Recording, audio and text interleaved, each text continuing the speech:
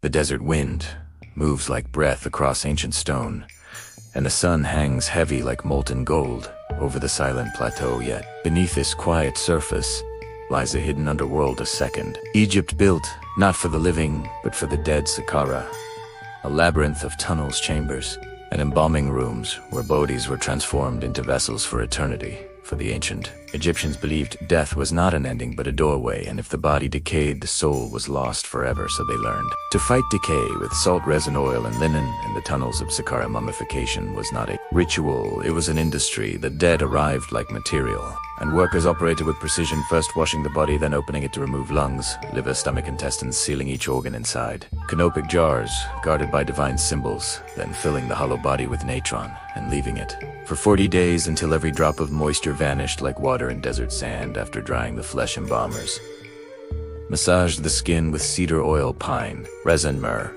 cinnamon, and substances modern science still cannot fully decode. These mixtures killed bacteria, prevented fungus, and stopped time itself, making skin eternal. Then linen was wrapped layer upon layer like memory, sealed into fabric. Priests whispered prayers for the journey through Duat, the realm of the dead, with 12 gates, guardians, and trials, until finally the soul stood before Osiris for the weighing of the heart inside. Saqqara archaeologists found walls marked like inventory lists. Resin required, natron required, linen required, proving this system was large, organized, and continuous. Animal mummies too flooded the halls. Cats, ibises, falcons, crocodiles, bulls, preserved as offerings, purchased by believers who wished to gain favor from God's faith, was manufactured here as much as bodies. Yet all of this remained hidden underground because transformation was sacred and uninitiated eyes must not see the removal of flesh or the drying of bone. So the tunnels twisted deep into earth like the veins of forgotten memory even today.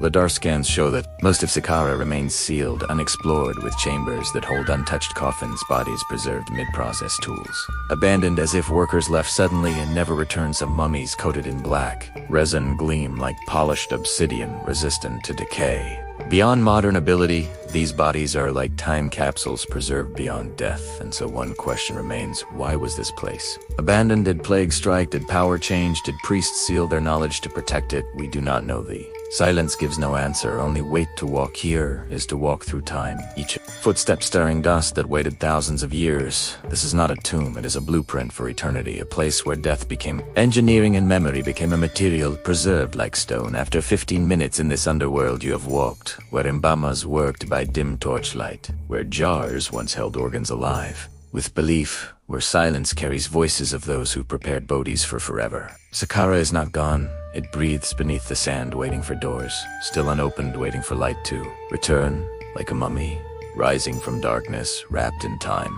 Saqqara waits, alive and death eternal. And before we close this journey, do not forget to subscribe to History Refuge to uncover more lost civilizations, ancient secrets, and buried worlds beneath time.